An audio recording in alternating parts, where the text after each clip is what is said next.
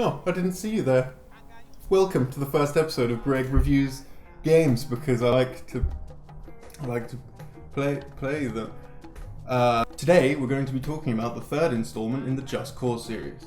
For those of you who don't know, the first Just Cause was released back in 2006 by Avalanche Studios, who recently pooped out the latest and blandest Mad Max the video game like a lazy old chicken, and Eidos Interactive, who were later bought up by Square Enix in 2009. Though the game was initially well received, it was later criticised for being bug-ridden and rushed. It's nice to see that some things never change. Our story begins with our hero, Rico Rodriguez, arriving back on his home island of Medici, which unfortunately has fallen under the control of the comically cliché military dictator, Di Ravello, who seeks power and, of course, world domination. After a worryingly brief discussion with his friend Mario, Rico decides it's time for liberation. America! Fuck yeah! Come on, now, I know what you're thinking. Greg, isn't that pretty much the same trope-riddled storyline from the original game? And I say to you, haven't you seen all the explosions? Small explosions, big explosions, really big explosions, bridging falling over because of the explosions. And, you know, we look from above as the world burns at our feet. Okay, we'll cut that bit. Literally the first thing you see when you open the game is Rico relaxing on a beach, watching an explosion. What does that tell you? What does that say? What do they mean? To be honest, I'm not even sure any of the inhabitants actually agreed to this hostile takeover. I mean, they don't seem very happy about it when I swoop down from the sky, steal their car, immediately jump it off a cliff, pop into my fucking kite suit, fly over their beautiful village, only to rain down bullet-shaped liberation on anyone who happens to be in the way. Now, I know Mario is your friend, and apparently very influential in his social circles, but I didn't see anyone else signing off on this bullshit, Rico. I would be more inclined to believe you were the good guy if, after accidentally blowing up a petrol station filled with innocent people, you didn't say things like, I wish I had some marshmallows. Ugh, I wish I had some marshmallows. Mom! Mom! Oh no, she kicked me out, didn't she? The bulk of the game is spent liberating various points around the map. You do this by destroying propaganda billboards, radio towers, even statues of Di Ravello himself. During these excursions, there is usually a central point of defense for the occupiers. Most often this takes the form of a police station. Now on paper that makes sense, but when you think about it, the fact that our man Rico here just swoops down from the sky and starts opening jail cells, everything seems to take a more sinister turn. Did he do any background checks into these people? Who are they? Why are they locked up? Oh, there you go, Rapey Joe. Be good. Actually no, fuck you.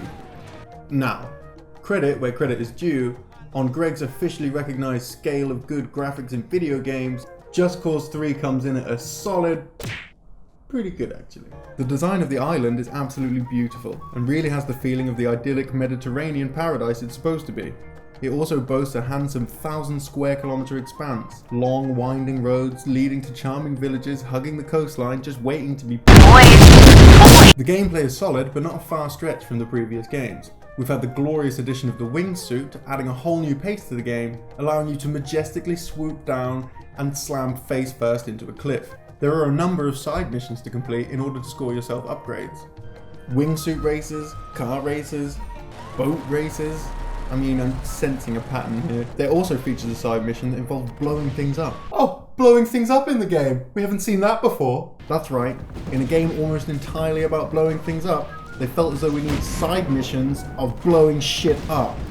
As fun as some of the upgrades are, I mean these include jumping cars, nitro boats and propulsion explosives, none of these are actually required to complete the game. It seems more like bait for the completionists out there. Actually, while I'm talking about it, if you're going to put one of these audiophile scavenger hunts in your game, you need to do at least one of the following things.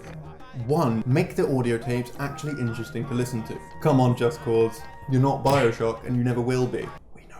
Number 2, blackmail me into caring. At least the Arkham Knight had the decency to withhold a boss battle from me until I'd collected them all. Alternatively, you could just cut them out altogether. Nobody actually cares. I can think of 3 better things to put in there right now. Jetpack Seagulls, Roller Death Disco, Party at Mario's house, Liberation y Sambucas all around, huh? C. Much like its predecessors, the game does have its bugs. I haven't encountered anything game-breaking, but there have been numerous graphical issues throughout. After some research, it seems like I'm one of the lucky ones.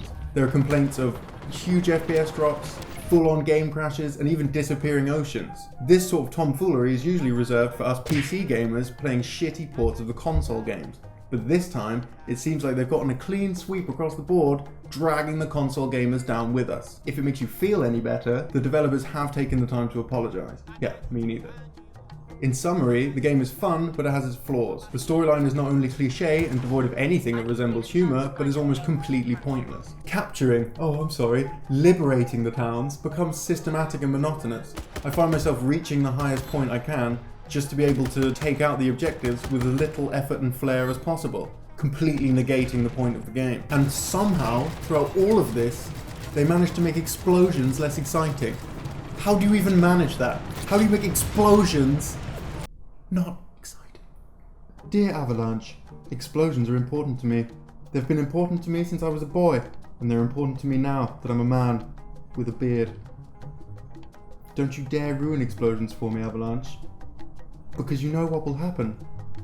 Don't you dare ruin explosions for me! Huh? Okay, well that's it. Thanks for watching the video and I hope you enjoyed it.